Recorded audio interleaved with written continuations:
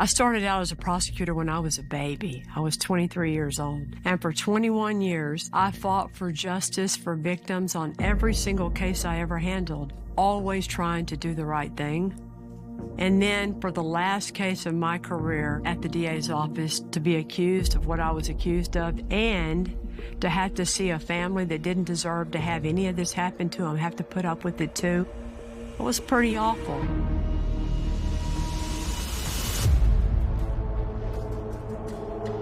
On January the 11th, 1999, the murder of Belinda Temple, who was 8 months pregnant with a little baby girl, shocked everyone in Katy, Texas, and changed a lot of people's lives.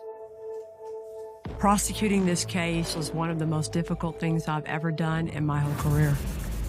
This trial made my life a living hell for a long time because I was accused of withholding evidence and sending an innocent man to prison. I couldn't believe it. Up until that time, no one said ugly things about me as a prosecutor. I was the golden girl.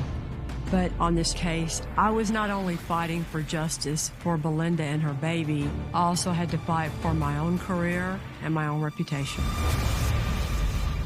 I felt sorry for myself. I got mad. I lost friends.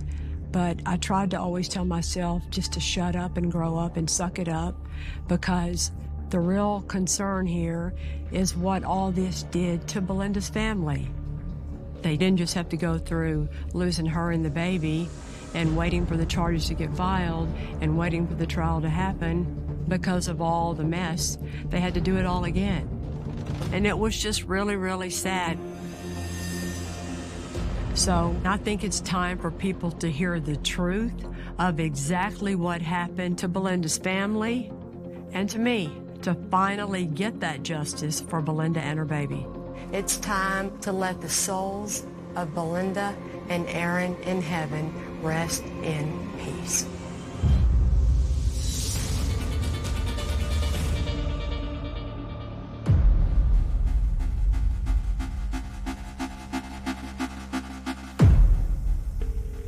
County 911 police car ambulance. Yes, somebody's broken into my house and my wife has been shot. Stay on the line for the ambulance, sir. Her brain is on the floor. I think she's already dead. She's 8 months pregnant. Around 5:30 in the evening, Sarge come in and told us they had a homicide at a location in Katy. When we first arrived at the scene, David Temple was sitting on a bench in the backyard, and his dog was loose. Temple's had a chow that was not real friendly. You couldn't get anywhere near the house. He wasn't going to let you in. After Mr. Temple secured the dog, we detained him in a marked unit. According to the homeowner, David Temple, his wife is upstairs in her master closet, dead, with her brains blown out. Constable's office already had secured the scene, and a couple of us did enter the residence. It looks like there was forced entry to the back door. First, we went up the stairs to the master bedroom. To the left of the main bathroom was a large walk-in closet, which is where we saw Belinda's body. Feet closest to the door and her head toward the wall. There was a significant amount of brain matter there on the wall and between the clothing. This was vicious. This was brutal. It's clear that it was a shotgun blast because there's pellets on the ground, there's shotgun wadding and brain matter all over the wall. We did find 2 guns in the closet, both of them rifles. They were behind some clothing in the corner, but no shotguns. As we went through the first floor, we saw that there was a television lying by the table and it's still plugged in. We also see the drawers were open, but everything was neat and tidy in the drawers. If this is, in fact, a burglary, it was botched because a burglar is going to take whatever they can find to carry out of a house. Right away, investigators are noticing things that the average person doesn't notice and appreciating that things just aren't quite adding up. One thing about the forced entry to the back door is if the door was in a closed position and someone from outside forced entry by breaking the glass to get in to turn the knob, you would expect to see the glass going in that direction. The glass was not where it should be. In this case, all the glass is shattered to the left in front of the fireplace. Therefore, the door had to have been open when the glass was broken. We needed to get a statement from David. He's supposedly the last to see her alive, first to see her dead. Was there somebody in between there? We don't know. So I took him to the station. In any investigation, the detectives want to try and get statements from all the witnesses they can as soon as possible, because that way everything that just happened is very fresh in their mind. While I was talking to David, he certainly did not appear to be grieving. He had no tears in his eyes weren't bubbling up. He was cordial in talking with me back and forth. He went through the story. He teaches at one school, his wife teaches at another. His son was at a daycare, and he was sick. His wife had to go pick him up. David said she dropped by his family's house, and while there, she picked up some soup and brought it home. When she got home, she said she was tired. So David decides to take the child out to a park and then go shopping. I had asked him what park he went to. There's two different parks, and he was mixed up on what park he had taken him to. And then he said after they played at the park for just a short time, he went to Brookshire Brothers to go shopping. And then he went to Home Depot. After he left Home Depot, he went home. And as he's coming out of the garage, he notices the window is shattered on the back door. So he immediately picks Evan up, his son, and takes him across the street to his neighbor's house and tells him there's something going on at the house. Watch the child. 911, go ahead, ma'am. Yes, somebody has broken into my neighbor's house, and he wanted me to call you. Where's your neighbor at right now? Him and my husband went back to the house. Between the different things in the house not seeming to add up to a burglary and the holes in David Temple's story that just don't make sense, it's just natural that the detectives would need to ask him more questions. Now we go back in and talk to him, and we're saying, this doesn't look right. This doesn't look right. This is where he starts getting agitated. And I said, the only thing to really clarify this would be if you'd agree to take a polygraph, and that's where he stopped. I ain't doing that. I don't have anything else to say. I want an attorney. I think a polygraph is a tool to show you how cooperative someone really is. So if your wife and your unborn daughter have been brutally murdered, and you want to cooperate and you want to find out who did it, why wouldn't you take a polygraph? Why wouldn't you hurry up and take a polygraph so they can check that box and move on to find the real killer? And of course, I called the DA, and the DA said, yeah, we just don't have enough. Just because he doesn't want to take a polygraph's not a probable cause to arrest him. So we have to let him go. When David Temple walked out of the station that night, the detectives didn't know if an innocent man was walking out or a cold-blooded killer. She did not kick off her shoes. She didn't go up to bed and take off her glasses. She was killed before either of those two things happened. David Temple's family brings up a name of a brand new suspect. What's he doing up north that he's not telling us about? Was he up there to possibly dispose of a shotgun? What are they trying to hide? And maybe there is way more to this relationship than he's ever told anybody, which, kind of gives you a motive.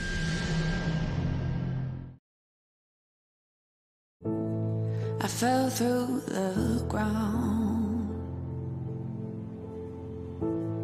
I didn't make a sound. January the 11th of 1999 was the worst day of my life. I get a phone call from Belinda's father-in-law, Ken Temple. Kenny said, Belinda's been murdered. To get the news over the phone that your twin sister's been murdered, that was the worst news I could have ever gotten. Her world revolved around her son, Evan, and she was so excited about having a little girl, Erin. Such a senseless tragedy. I never thought something like this would happen to Belinda.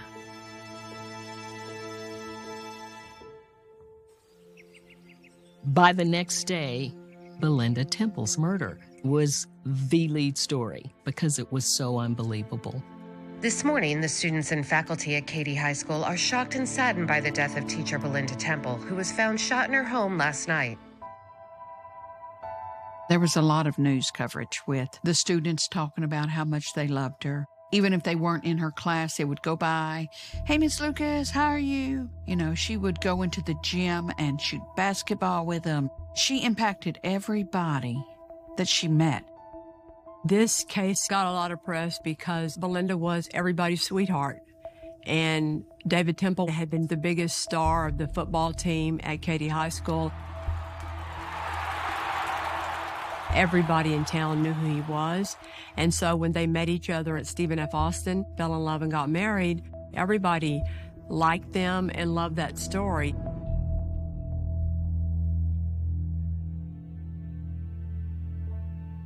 Belinda and I were born in Martins Ferry, Ohio, on December 30th of 68, and we moved to Nacogdoches, Texas in 1976. When we were born, I was 2 pounds heavier and 2 inches longer than Belinda, but it didn't take her long to catch up, and she ended up being like 3 inches taller than me. So Belinda called me Shrimpy. We did everything together. We shared a bedroom. We shared birthdays. We liked playing softball growing up. Belinda would play first base, and I played second base, and we made a lot of double plays. We were very competitive. Belinda wanted to be a teacher, and especially go into special education. She wanted to reach out and help as many people as she could that had some kind of disability. Belinda and I met at college. Belinda and I spent an incredible amount of time together. We were roommates, and we also worked together, and then we went out together. When she first met David, I thought he was a pompous ass. He made fun of my accent and my kicking boots, so it wasn't the best first impression, but she was very happy, so, you just roll with it. When I first met David, I knew he was a big football star. He was very popular. He had the nickname Temple of Doom. David and Belinda both wanted to teach and coach, both athletic, both family-oriented. They both had the same goals. She loved him, and she was ready to be a wife. Belinda seemed so happy.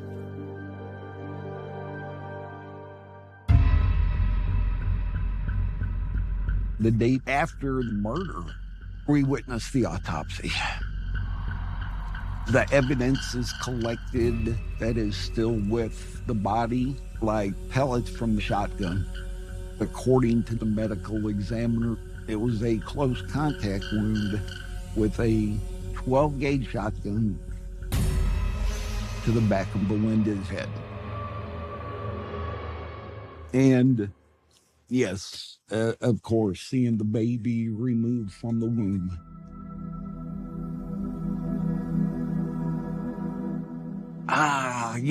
It's, hey, you're homicide, you're supposed to be tough, and you're supposed to Now, if you got kids and this doesn't burn into your memory, something's wrong with you. Sorry. That'll never go away.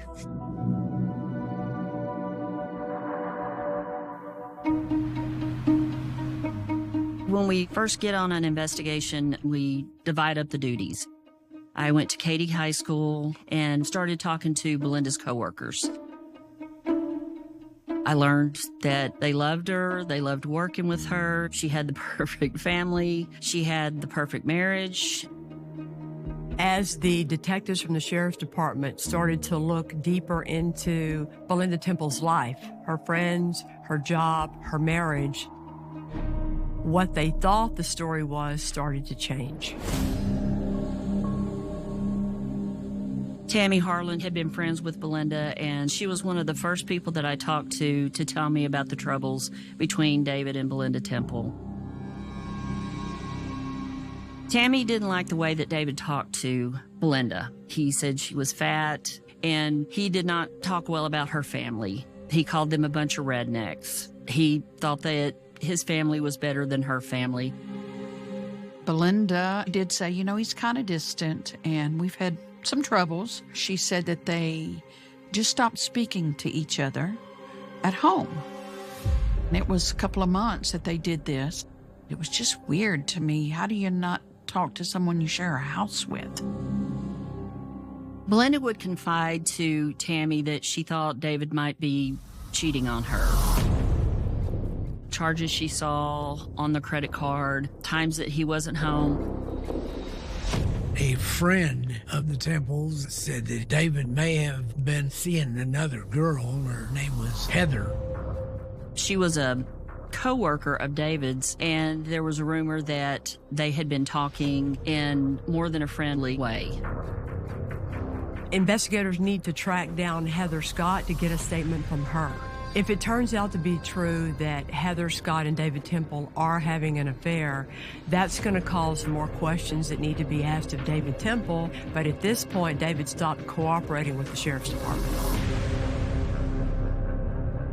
The next step is to look into his alibi by looking at that CCTV footage from Brookshire Brothers and at the Home Depot where he claimed he went that day. What doesn't make sense to the investigators is that David Temple chose a store 6 miles from his house when there's a grocery store much closer than that. Then they discover an important discrepancy. If he left Brookshire Brothers at 4:38 p.m. and got to the Home Depot at 5:14 p.m., that's a window of 36 minutes. But those two places are only about 10 minutes apart. So what was he doing for the rest of that time?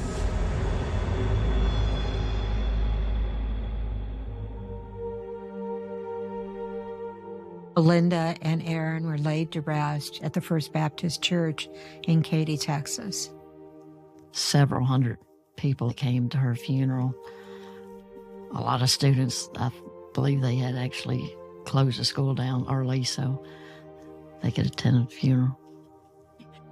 Belinda's parents were there, and of course they're just devastated. They loved Belinda. They loved her. But David wasn't really crying. He wasn't really, he just sat there. I've never had a murdered spouse, so I don't know how you're supposed to act, but it's kind of weird. While the investigation is still in the early stages, David Temple's family brings to the Sheriff's Department's attention the possibility of another suspect. Riley Joe Sanders was the next door neighbor. He was going to the same school that Belinda taught at. And there was some initial information that there was hard feeling between him and Belinda. We needed to get some more information.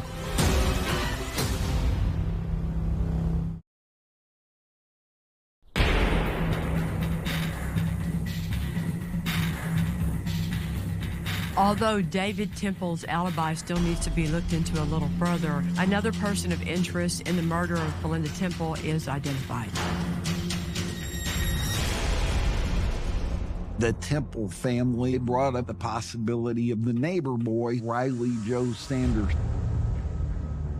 Riley Joe went to Katy High School and knew Belinda Temple well. She had actually helped him with some of his classes. A couple months prior to the murder of Belinda Temple, Riley Joe's parents were gone. He had a party, and there was some broken glass into Temple's yard. Belinda told his parents, "Your son had this party," and they grounded him. And so David Temple's family said, "You need to look at Riley Joe. He's got an axe to grind with Belinda." I went to Katy High School, and I found out that the day that Belinda was murdered, Riley Joe was gone for part of the day. We needed to talk to him and anyone he was with and find out what was going on. Apparently, Riley Joe had skipped his last class, and when confronted with that information, he said he was just at the house smoking dope with his friends. We talked to him at length about his relation with Belinda, and he said she was a good teacher. He liked her. We asked if he would take a polygraph, and he was really cooperative with us. He was underage, so we had to get his parents' permission to have him take a polygraph, and they were willing to do so. On all the high points of the questions, he did all right on them. He didn't fail the major question, did you shoot Belinda? But he just never could seem to pass every question. And we ended up taking 3 different polygraphs, and we were ready to take a 4th. And finally, his father stepped in and says, enough is enough. He's been on the machine 3 times. You ought to be able to get your answers by now. Unfortunately, we found out he may have been doing some marijuana at the time that could affect the outcome of the polygraph. He was a 16-year-old kid who was nervous, and no one told him not to smoke some dope before he took the polygraph. While the investigators are still looking into this new name of Riley Joe Sanders, more information about this relationship that David Temple might be having with another teacher at his school, Heather Scott, comes forward. During our investigation, we had learned that David and Heather were communicating a lot through email on the school's computer. So it was decided we'd go check with the DA and see if we could get a subpoena for their emails. The investigators were able to access the school emails between David Temple and Heather Scott. David Temple writes, "When you look as good as you do, the women are pissed and the men are all chasing." So they got some flirting going on. After reading some of the emails, they had been having an affair for a while. This wasn't a one-night stand.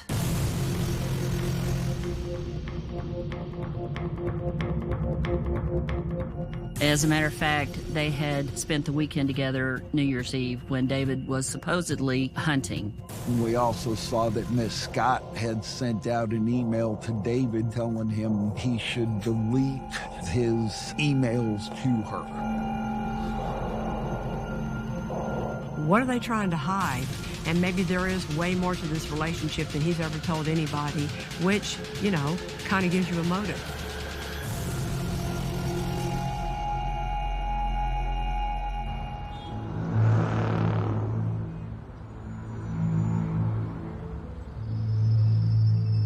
Heather Scott came to the office. My part was to get a little more detail about their relationship. Heather didn't want to admit that she was sleeping with David. Everyone knew that his wife was pregnant, and she didn't want people knowing that he was actually coming to her house on a regular basis. Heather said at one point they had tried to break it off, but after a day or 2, they were back together and it was just like it was. I mentioned that if he's a suspect, you would be considered the motive. And I'll never forget, she just stopped at one point and said, "You think that he killed his wife for me?" It took something for me to continue the interview and not be ugly to her, because that was very insulting. I couldn't believe that he would actually cheat on my sister. After that, there's no doubt in my mind he killed Belinda and Aaron. Suspicion about David Temple having killed his wife Belinda is growing, and then the investigators get another new piece of information.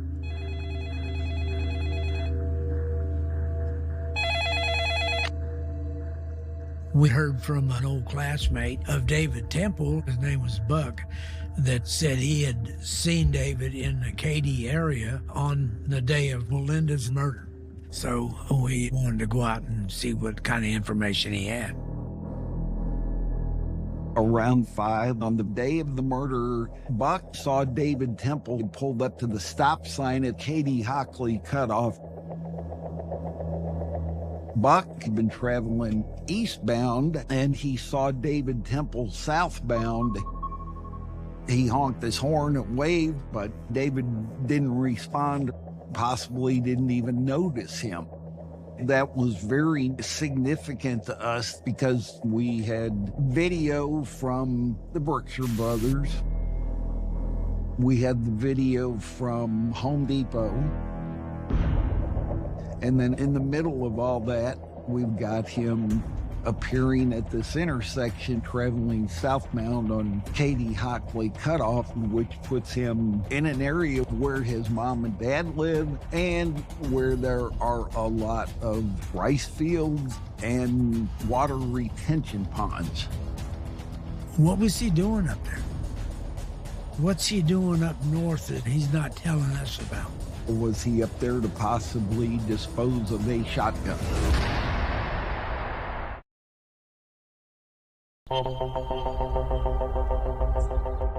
On the day of the murder, Buck saw David Temple pulled up to the stop sign at Katy-Hockley Cutoff.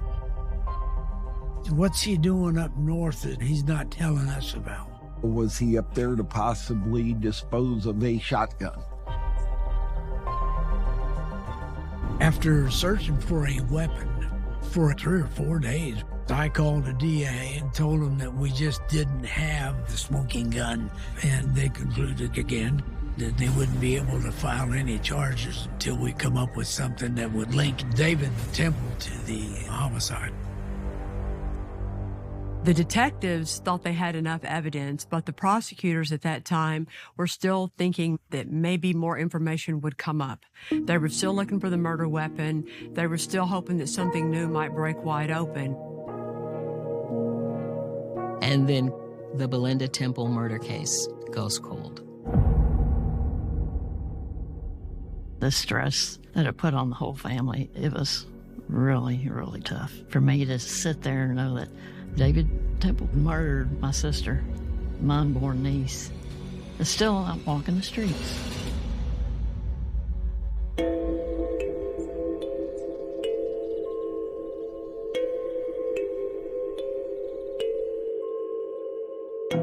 At that time, I was the victim advocate in the mayor's office.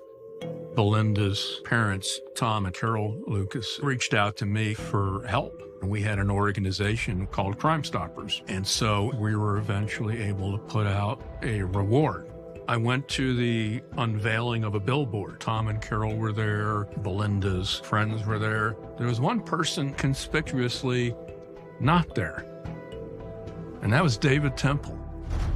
David was not out there trying to find who killed his wife and baby. David went on with his life.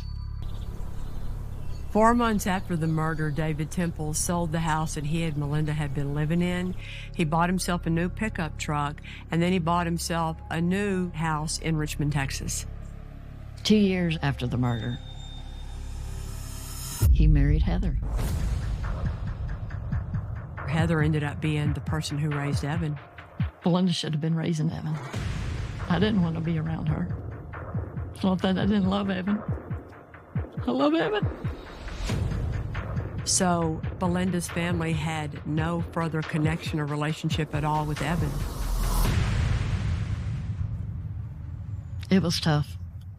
Month to month, year to year, just dealing with, is this case ever going to be taking a draw? And then a case a lot like this one starts hitting the news all over the country, the Lacey Peterson murder.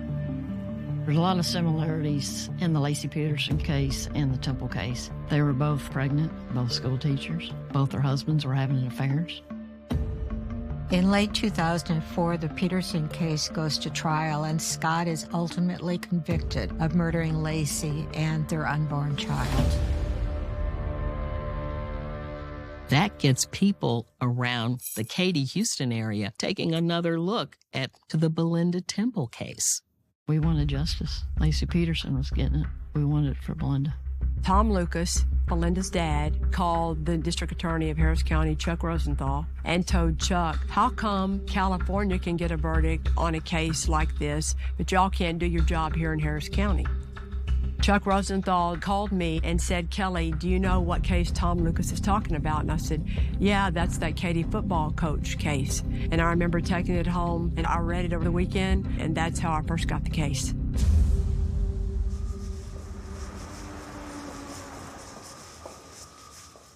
Rhonda, how you doing? Kelly was a top prosecutor in the office. She had a great conviction rate for murder cases. Today, I would like to see the David Temple evidence. Oh, wow. It's a lot. Kelly Siegler already had a notch in her belt for getting a conviction in the Susan Wright case, a pretty high-profile, dramatic case. So here's his door. And then, you know how important this door was to that case? Kelly's marching orders were to take a look at this case with a fresh set of eyes and see if she thought that there was enough there to move forward with an indictment. So here's his boxes. Oh, wow. These three right here? Yeah. All right. Thank you, Rhonda. Uh-huh.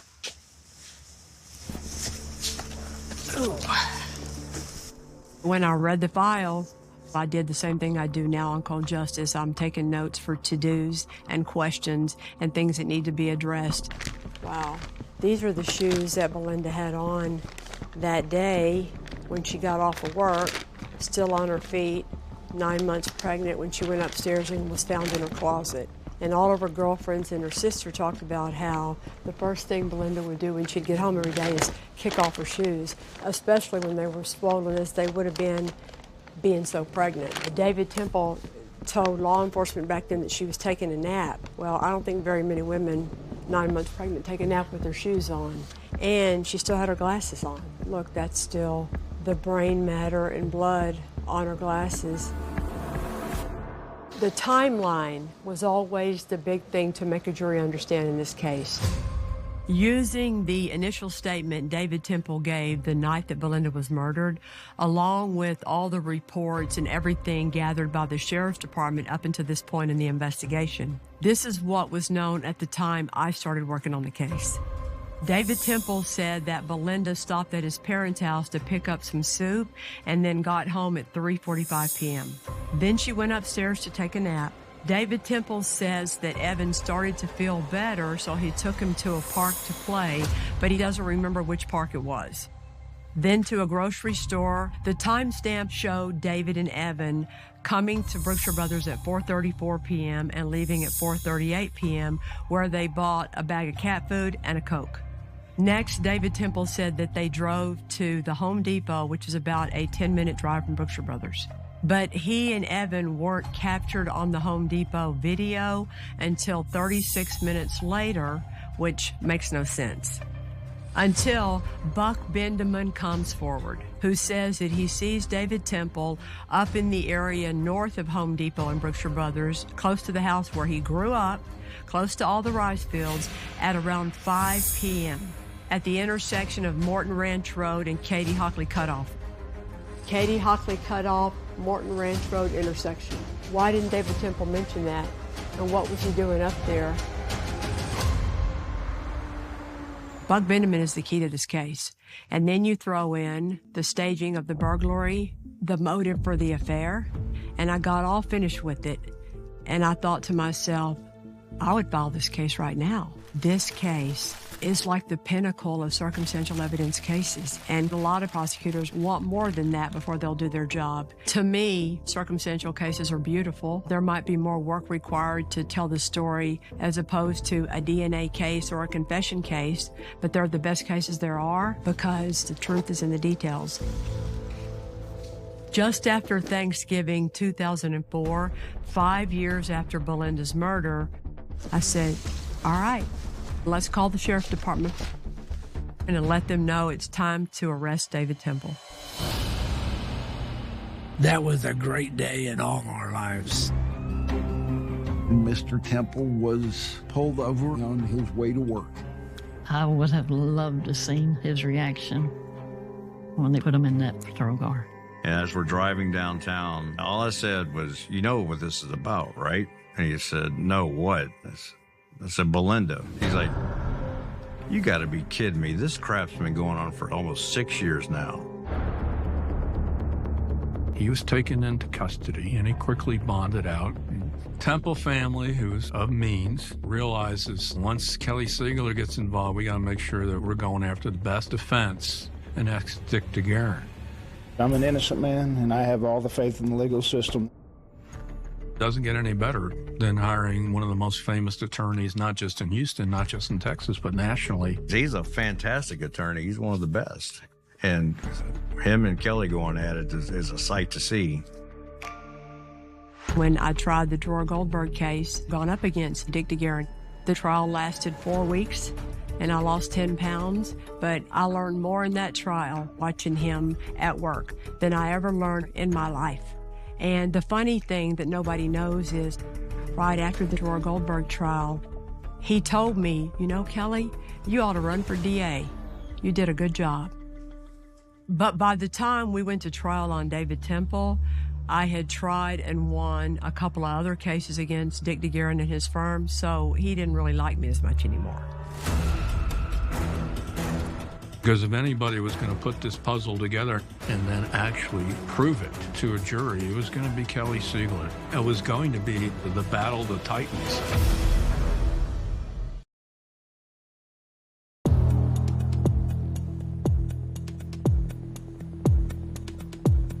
Going to the trial, you had a line to get in.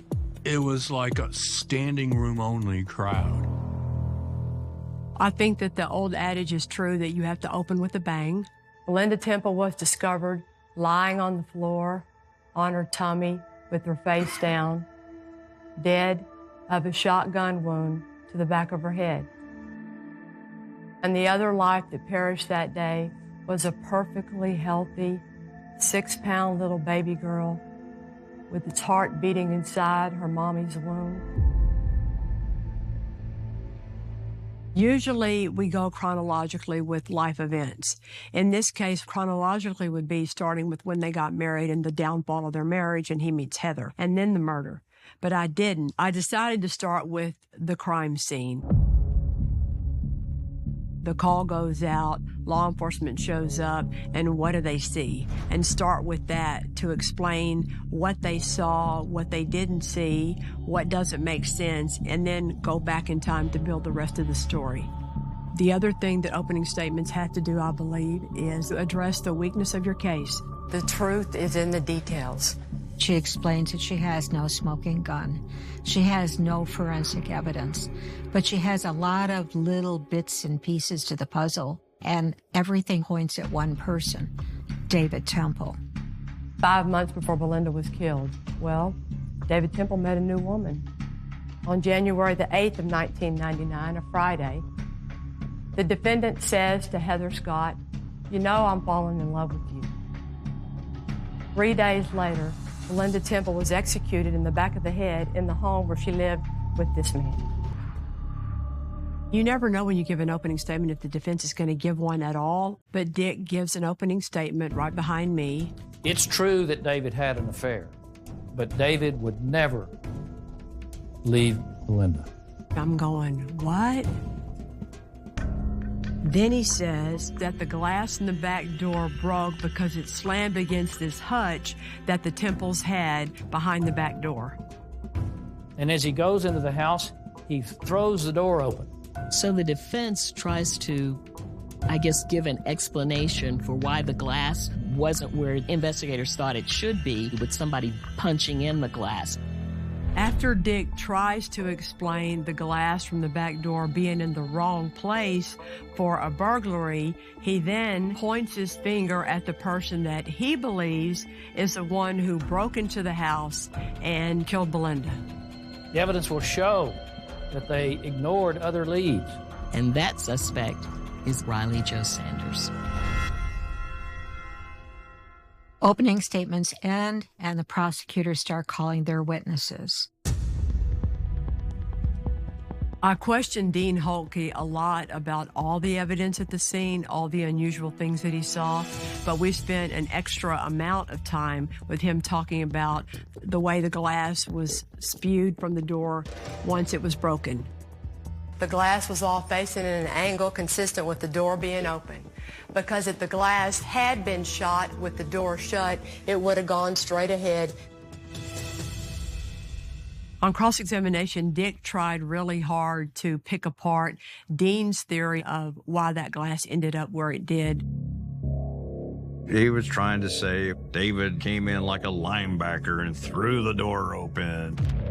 If the door slammed into the hutch, which there's no evidence that it did, because there was little figurines on this hutch that they weren't falling down, you would expect if the door hit there, you'd see a bunch of glass right there. Besides the evidence having to do with the glass, another huge piece of the case had to do with the Temple's dog, Shaka. And there was a lot of testimony from a lot of witnesses about how vicious that dog was. Dick DeGuerin was trying to tell us that David had the dog locked up in the garage while he was gone that day. But why would he do that with his wife in the house? I mean, that's her protection. If Shaka had been in the backyard that day, there is no way any burglar would have gotten into that house to get to Belinda. Don't you think that if David Temple could have said back in 1999, well, the burglar got into my house because my dog was in the garage, he would have said it. The dog was in the backyard, and how in the world did a burglar ever get past that dog? Then we got into the interview that was done with David Temple the night of Belinda's murder. The beautiful thing about Chuck Leitner's interview of David Temple is that David Temple is locked into his story. The problem with his story is that even though he's on videotape and we know when he was at the Brookshire Brothers and at the Home Depot, there is an extraordinarily long period of time between those two places. That's when we call Buck Bendeman to the stand. I argued to the jury, the reason Buck Bendeman saw David Temple is because David Temple drove where the rice fields are to get rid of the shotgun, and as he's coming back to hurry up and alibi himself, that's when Buck Bendeman saw him. When he leaves here at 4:38 and he gets to Home Depot at 5:14, that's 22 plus 14, that's 36 minutes unaccounted for. And it just so happens to coincide with the coincidence that Buck Bendeman sees him at that intersection in that time period. After we got all through presenting the evidence having to do with the timeline of that day when Belinda was murdered, then we moved on to the part talking about motive. We tried to make the jury understand the relationship between Belinda and David Temple, who they are, what their marriage is all about, and we did that through bringing in Temple's, at the time, very best friends, Quentin and Tammy Harlan. They were the ones who best could talk about the way David treated Belinda behind closed doors, about the way David Temple called her fat, the way David Temple told her that she was white trash from Nacogdoches. And then Quentin talks about, at school, the happy hours where they were flirting with the other teachers, specifically Heather, and how that relationship between David Temple and Heather evolved. When we first learned about Heather Scott, the hot young teacher that David Temple was showing interest in, she kind of blows it off like it was just a casual relationship. But by the time David Temple's trial comes around, she's married to him and is now Heather Scott Temple. Heather and David Temple had been married for 6 years. She was not cooperative. She did not want to come. She was subpoenaed to come to court, and she did. But she was not my friend in this case. Everybody's wondering, what is she going to say when she takes the stand?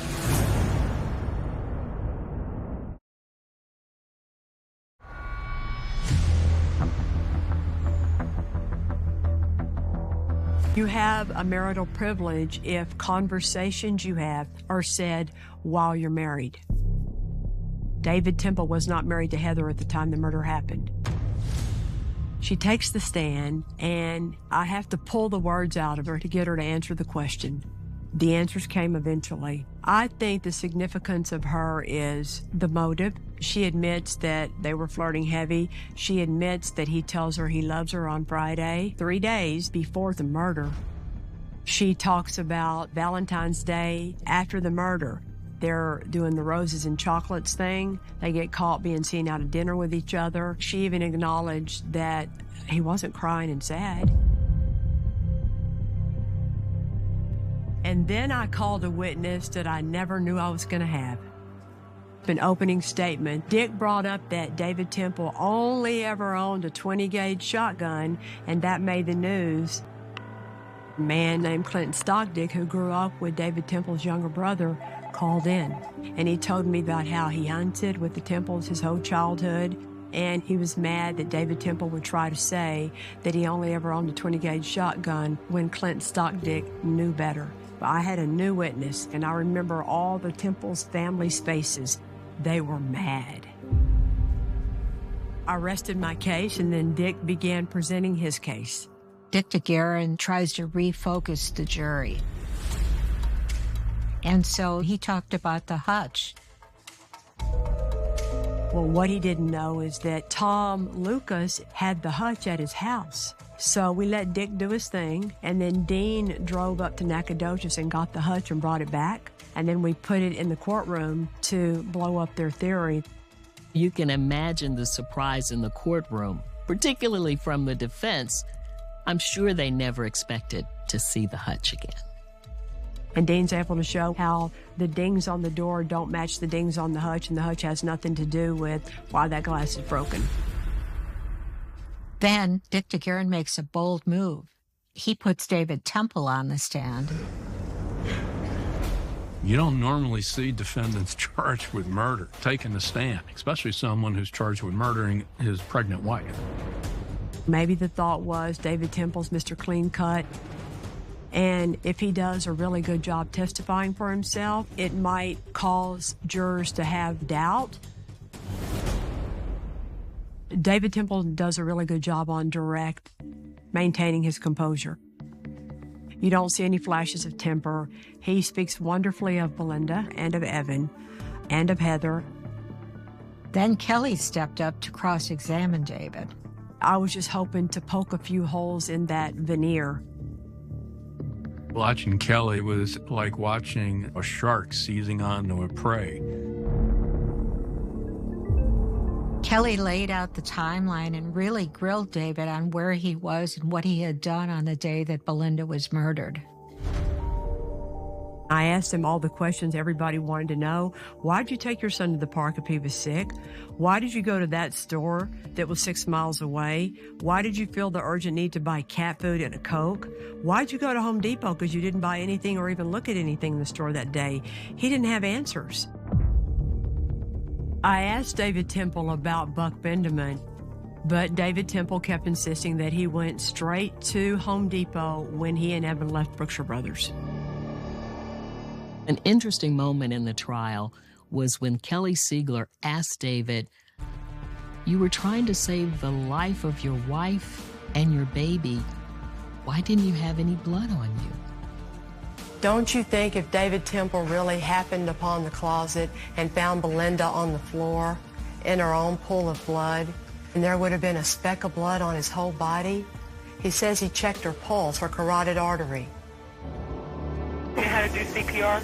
Yes. Okay, I want you to do CPR for that baby. Okay. Okay? Yes. But there's no blood on him. How is there not a speck of blood on you? How does that happen?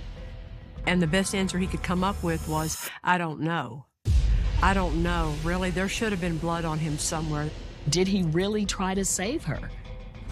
Objection, beyond the record. I never got so much exercise in my life, standing up and down for all the objections that were made by Dick DeGuerin. We objected and asked that she stay in the record.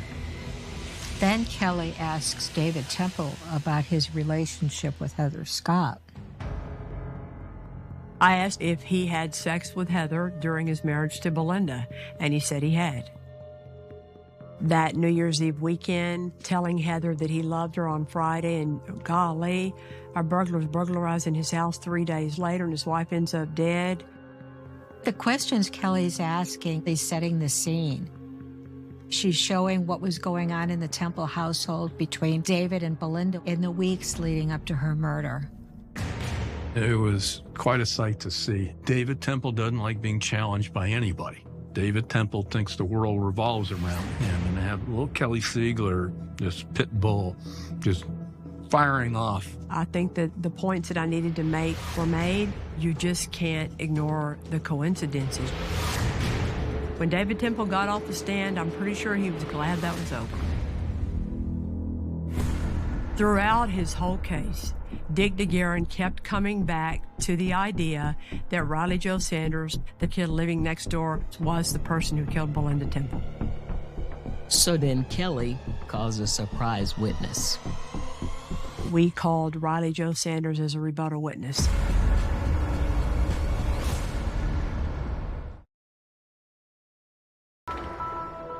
We knew Dick DeGuerin was going to blame it on Riley Joe Sanders.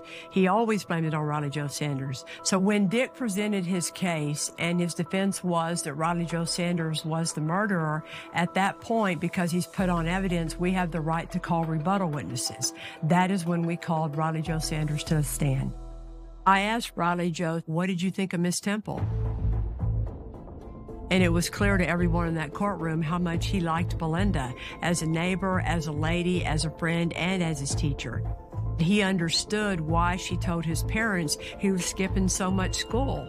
It was clear to everybody in that courtroom that this 16-year-old kid had cooperated completely and had no motive in the entire universe to want to kill Belinda Temple.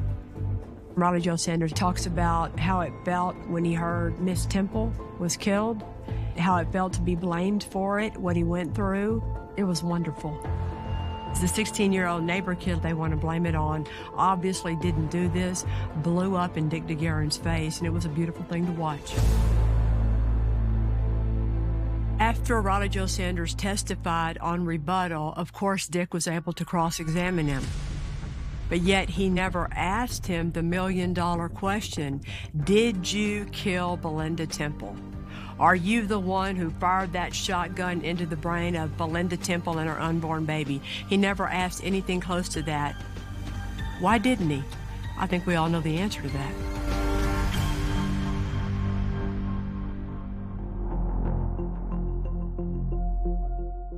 The first thing that I told y'all a month ago was the truth is in the details. The truth is in the details. And what that means is the lies that this man told and the things that he chose not to say, the actions that this man took and the actions that he chose not to take are the little pieces that are the truth. That family has decided they have the right to grant absolution to this defendant. And they want you to do the same thing. The problem with that is it overlooks the truth and it denies justice to Belinda and Aaron. That was the longest final argument I ever gave. It was over an hour long, but this case, to me, had so much detailed circumstantial evidence, and I needed to remind the jury of all those details one more time so that they could try to remember all of them when they went back to deliberate. Buck Benjamin is circumstantial evidence because he's got no reason to lie. And the circumstance just happens to fit during the time period that David Temple forgot to tell the police about in between Alibi 1 and Alibi 2. And what Buck Benjamin said 9 years ago, remember, was he didn't know David Temple or what he drove after high school. Medium blue, short wheelbase, single cab, Chevrolet, 91 or 92 truck. Got it exactly right. There was nothing Dick DeGuerin could do about it because that is a circumstance that's unchangeable because it's the truth. And Mr. DeGuerin tells you that the explanation for all this circumstantial evidence is that Riley Joe Sanders is the killer. Riley Joe Sanders wants to kill Belinda Temple because she told his parents he was missing a lot of school for his own good, or because there were some broken beer bottles out on the street one day. Mr. DeGuerin wants that to be a reasonable doubt. Please, you know with all your heart David Temple is guilty of murder. And today, almost 9 years later, it's time to let the souls of Belinda and Aaron in heaven rest in peace.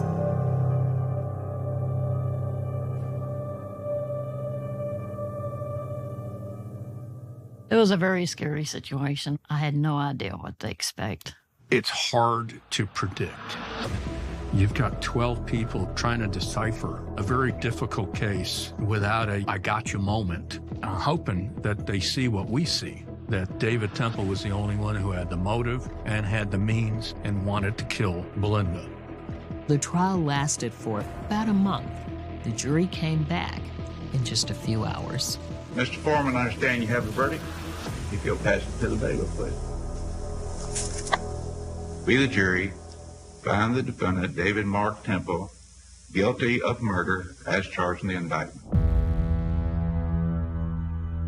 When they came back and said David Temple is guilty, you could watch the relief on Belinda's family, and you could see it visibly.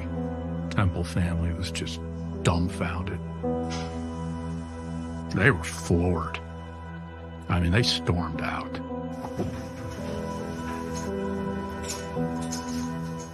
The jury went back to deliberate on punishment, and they came back and gave him a life sentence and a $10,000 fine, which is the very most he could get.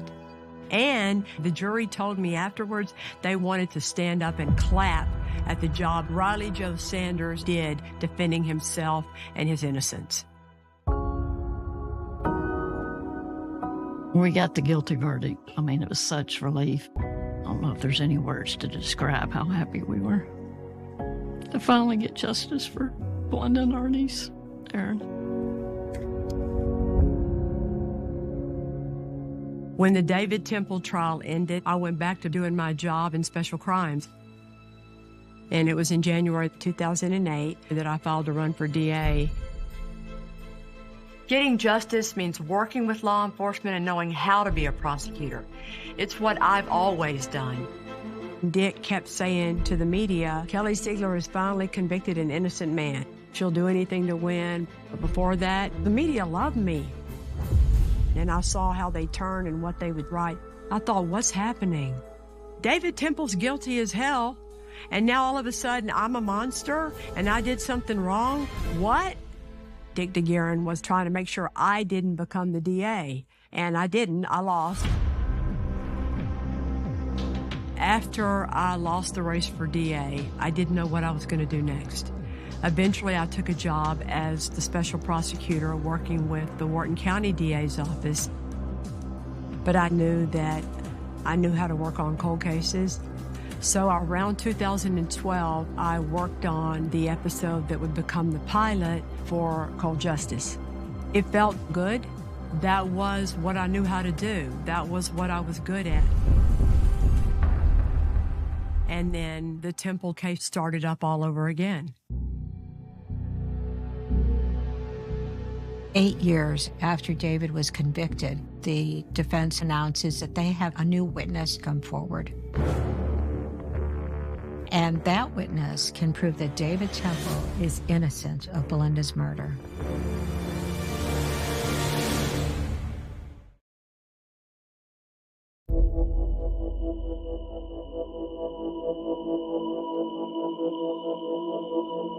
After a case goes through the normal process of appeals, it should be over.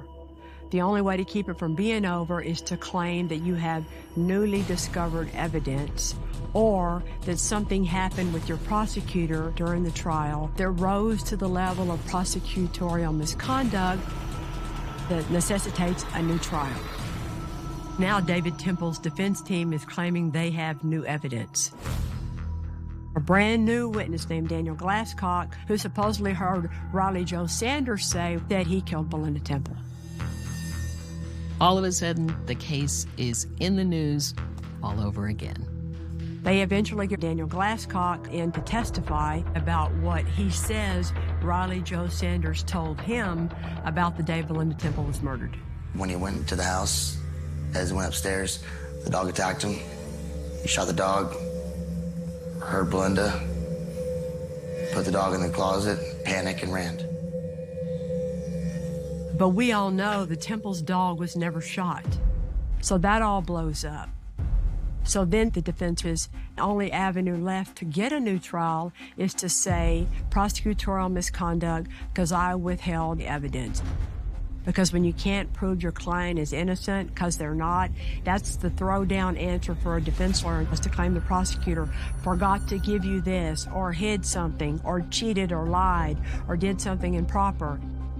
At this point, Dick DeGuerin no longer represented David Temple. These new claims were being brought by Stanley Schneider and Casey Gautreaux.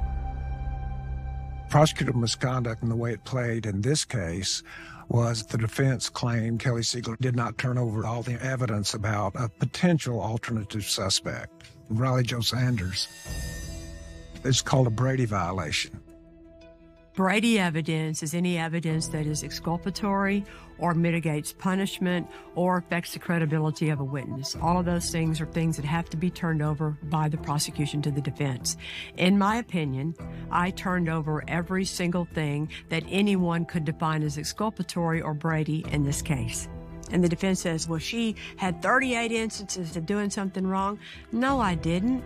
Look at them one by one by one. Not one of those is truly exculpatory evidence. I mean, here's one, that I didn't turn over the FBI profiler's report, where they say usually a white male did it, he doesn't like his mom and he's unemployed. I'm not kidding. That I didn't turn that over. And it goes just like that through all 38 of them.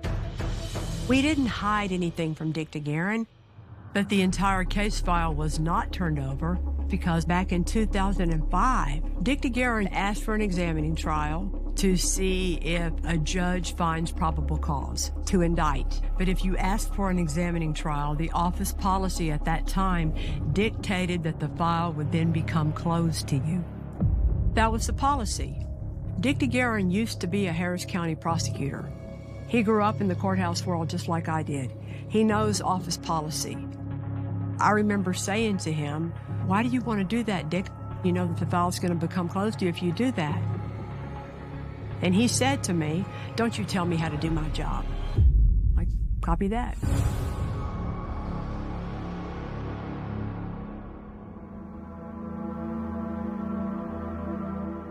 On my left is the complete investigative report. This was never seen. You know, what can you do? You just have to kind of suck it up and take it. And I was also trying to be strong for Belinda's family, because they would call me going, Kelly, what are we going to do? And now there's another hearing called about whether or not David Temple should get another trial. I was called to testify to explain all of my actions while I handled this case and to answer all the accusations that I hadn't given them certain pieces of evidence. Many people told me, you need to have a lawyer. And I thought, why? I didn't do anything wrong. I'm not going to walk in that courtroom like a defendant with a lawyer. But you know what? I was treated like a defendant, exactly like a defendant. I testified for 5 full days. And on December 2016, the Texas Court of Appeals grants David Temple a new trial. The ruling came down that there was going to be another trial based on prosecutorial misconduct. I just couldn't believe it. I was mad. On the Court of Criminal Appeals, 4 judges voted that David Temple gets a new trial. 1 judge concurred with that. 3 judges said no, and 1 abstained because he used to be a prosecutor in our office. So that's how close that ruling was to make the proclamation and the finding he gets a new trial.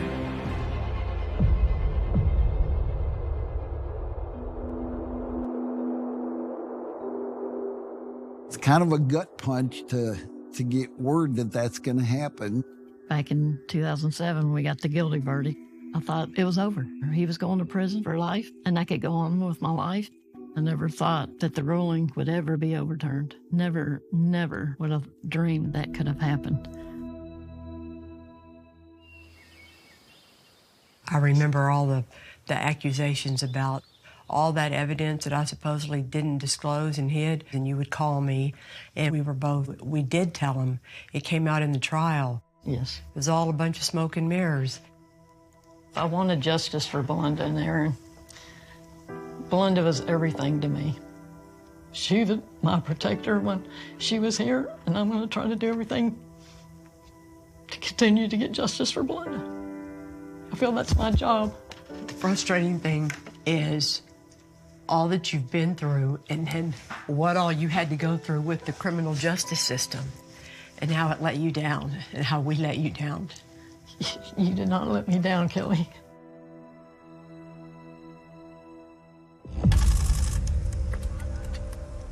David Temple is now released on bond. He's out of prison. He's a free man again and awaiting a new trial. I was scared for my life. I was the only one in the Lucas family that testified. I feel like I had a huge role in getting him convicted. My brothers had me go out and buy 2 guns. I mean, he killed Belinda and his daughter. Why wouldn't he do it to somebody else? The defense is saying that they had all this new evidence, and everybody's wondering, what is it? If there was new evidence in the file on the case that proved that David Temple was innocent, I wanted to know what it was. Maybe I had judged this case wrong. We're waiting for justice to be served once and for all, and for the people that put me there and lied and cheated to be held accountable. David. Yeah.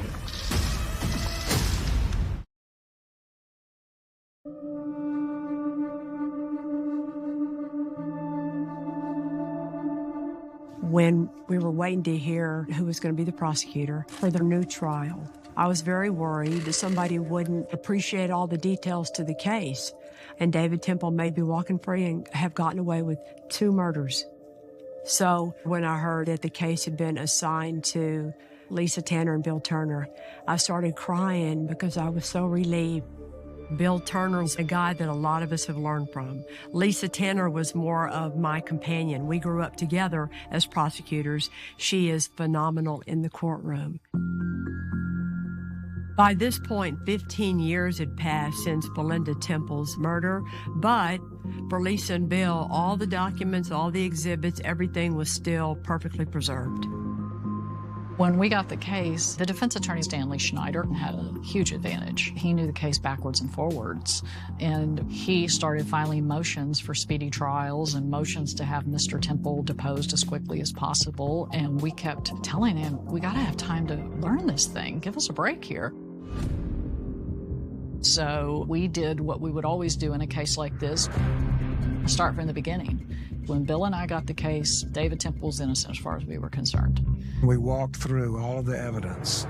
Lisa and Bill saw all of the evidence the same way that the rest of us did and that I presented at the first trial. And came to the conclusion, look, if you want to follow the presumption that David Temple is innocent, the door is just closed, no matter which way you move. David Temple's timeline made no sense. His affair with Heather, the dog, that he never had a 12-gauge shotgun, all of it. We all saw it the same way. In the end, we were convinced David Temple was guilty. Lisa and Bill planned to present the same evidence that I presented at the first trial, but they wanted to present a couple of things a little differently. And they're bringing in a glass expert to make sure that that too is presented even clearer in the minds of the jurors.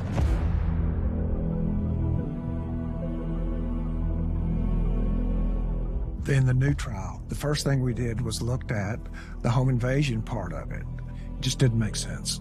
I think there's all kinds of reasons to show that David Temple killed Belinda Temple as soon as she got home. On the night of the killing, David Temple said he drove into the garage, shut the door, got his son out, put him on a bicycle because he was just going to go tell Belinda they were home. Same as in the first trial. We were able to show that there was no room to ride a bicycle with two cars in a two-car garage and the door down. So that didn't make any sense. And then we called Angela Vielma. She testified in the first trial. What was significant about Angie was the timing. Angie was a girl that lived in the neighborhood several blocks away. The day the murder was committed, Angie had a fight with her boyfriend, and she decided that she was going to leave and go to her friend Roseanne's house. And Roseanne lived across the street from the Temples. Angie started walking, but she had to stop before she could pass the Temple driveway because David Temple was pulling into his garage. And she had the time pegged almost exactly at 5:25. That ends up being important because David Temple's statement was that at 5:25, he got out of his car, put Evan on a bicycle, took a few steps into the backyard, saw that the door was broken open, grabbed his son, and ran across to the Ruggieros. All of those things would have drawn the attention to anybody. But Angela walked by their house at 5:25, just walked across the street just a few hundred feet, and then sat on the porch for 10 minutes, and none of that happened. The next time David Temple is seen is around 5:35 p.m. when he takes his son over to his neighbors, the Ruggieros, prior to calling 911. Somebody's broken into my house and my wife has been shot. So that put David Temple in the house for approximately 10 or 11 minutes. It is our position that for 10 minutes, David Temple was staging the house. He made sure things were just right before he let third parties know that this had happened. And then we felt like the jury had to hear the situation with the dog. There's three places Shaka could have been. Shaka could have been in the garage, Shaka could have been in the backyard, or Shaka could have been in the house.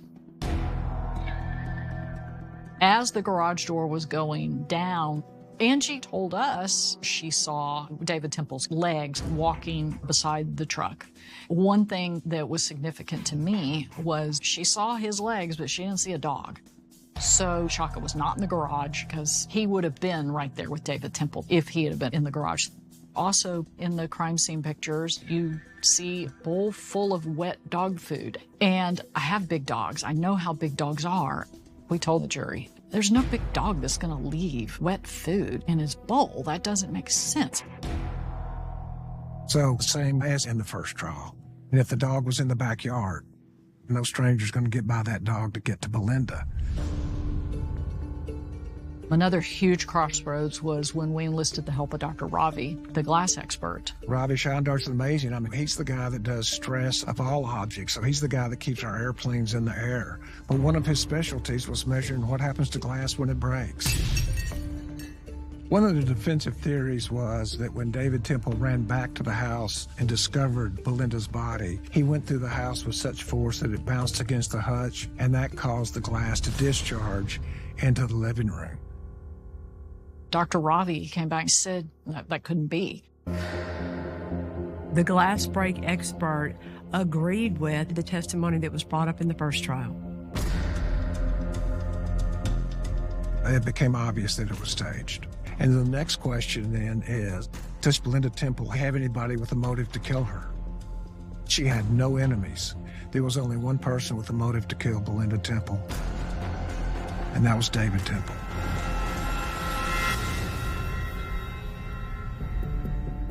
Just like in the first trial, Lisa and Bill knew that they were going to have to call Heather Scott Temple to the stand.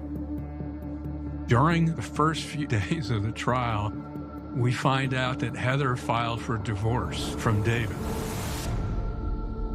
Wow. What timing.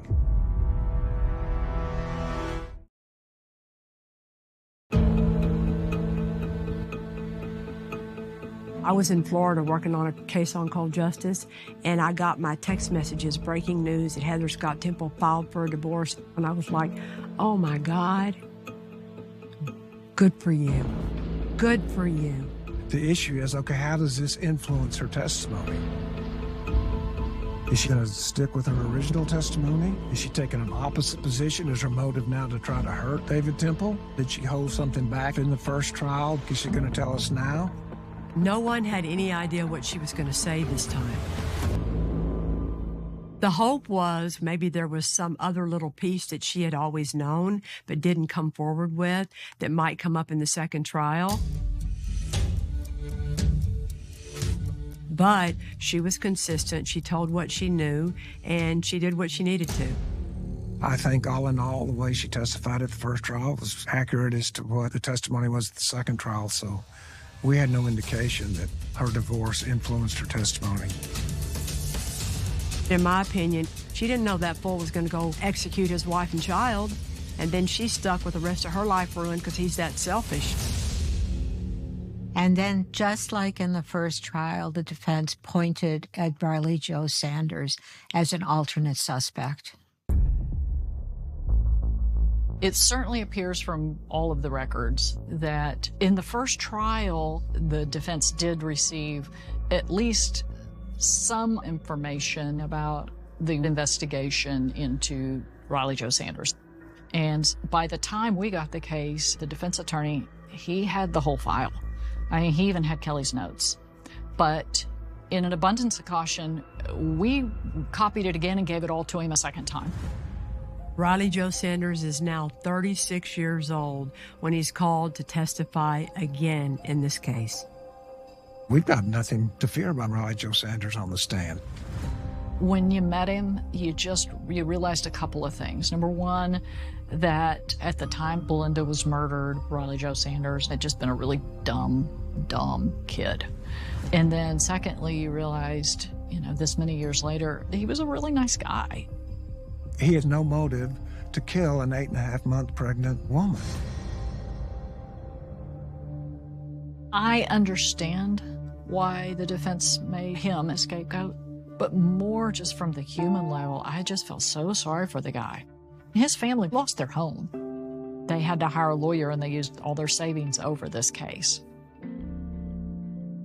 And then Stanley Schneider said the defense rests. Think about that. The defense had everything, the entire file, including my work notes. And with all that, everything, there was not one scrap of new evidence they presented in their big new trial that they'd been squawking for all these years. No new evidence. There wasn't anything that the defense did we weren't expecting. So to all those people out there that say I hid something, where in the hell is it?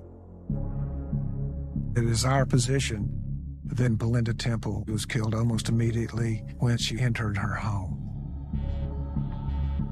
The testimony from David Temple was that when Belinda got home, she was tired and went up to sleep.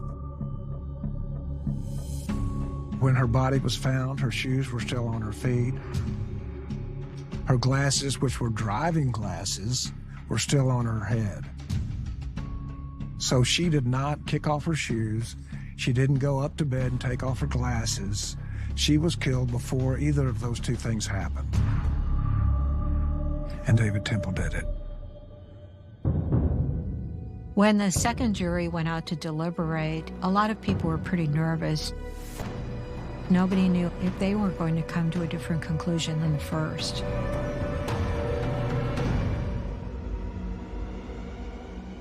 I was working a case in Fort Myers, Florida, and I got a text message. He's guilty again. And I went to my room at the hotel and started crying.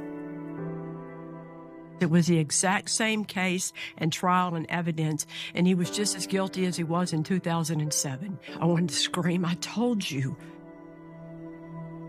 It was relief, and it was anger. The immediate things that came to my mind are justice for Belinda Temple, justice for the Lucas family, justice for Riley Jo Sanders, justice for Kelly Siegler.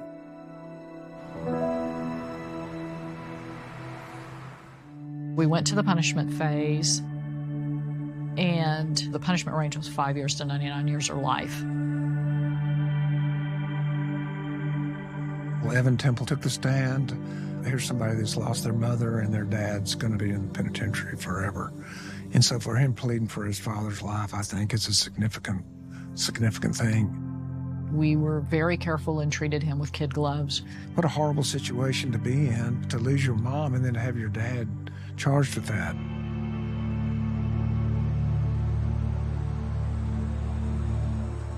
Finally, the jury sends a note that they're deadlocked. In the punishment phase, the judge has to declare a mistrial. So now we're waiting for a retrial on the punishment phase of someone who's been convicted twice of murder. It broke me. It broke me. I will try my best to keep David in prison.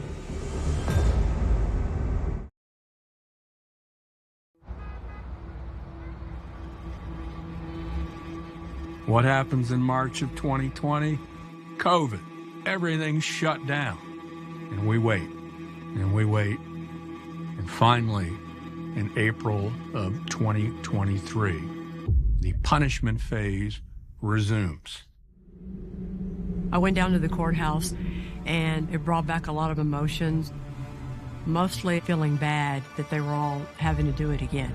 And I was very hopeful that it was finally going to be over with. The jury came back with a verdict in 2 hours.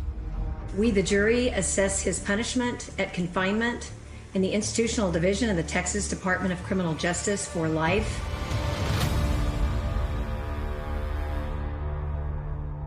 The jury came back with the punishment of life in the penitentiary as well as the maximum fine of $10,000, which meant that the jury was outraged. I mean, there's no reason to fine somebody if they get a life sentence, right? You made a decision to kill Belinda. That was all your decision. I want you to think about that the rest of your life when you sit in prison or rot in hell. 3 trials, 3 juries, and finally, David Temple is back where he belongs. So much relief, so much being able to just say, thank God, finally, it's over. You want to see all your cases cleared, but some of them are going to touch you in a different way. I have never in my career ever seen a case like this. I hope to hell I never see a case like this again. Disappointed by David Temple's sentence, the defense team plans to appeal on several grounds. It's not over till it's over. I already booked my appointment with the parole board, dude, and we're all going to be there, and you ain't getting out.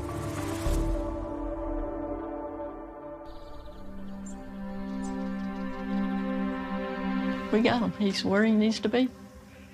If you could say whatever you wanted to say to David Temple today, what would you say? You didn't have to do this. Could have gotten a divorce. David, you robbed Evan and Aaron of a wonderful mother.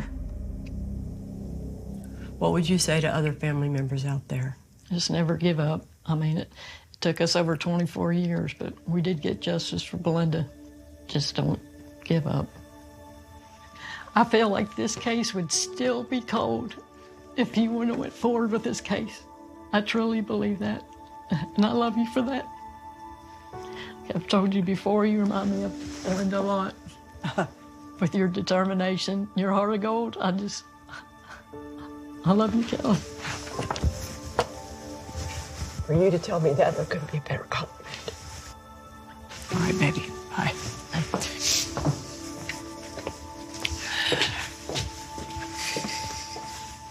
I give Belinda's family an awful lot of credit. They never backed down. They sought justice, and they were there every single day for 3 trials, 24 years. 36 jurors have found him guilty. Think about that. David Temple committed this murder because he's that selfish. He thought he could commit a murder rather than get a divorce and have to split up custody and child support payments. And his family accepted it and moved on and forgave him. With this case, I learned a lot about how it feels when things go wrong with the criminal justice system. Sometimes it is unfair. I saw what it did to the sheriff's department, to Belinda's family, to me. We all got a whole lot more cynical and upset with the system as a result of this case, I think. But you know what? There were people out there who wanted to make sure that Belinda Temple got justice along with her baby, and there were a lot of them.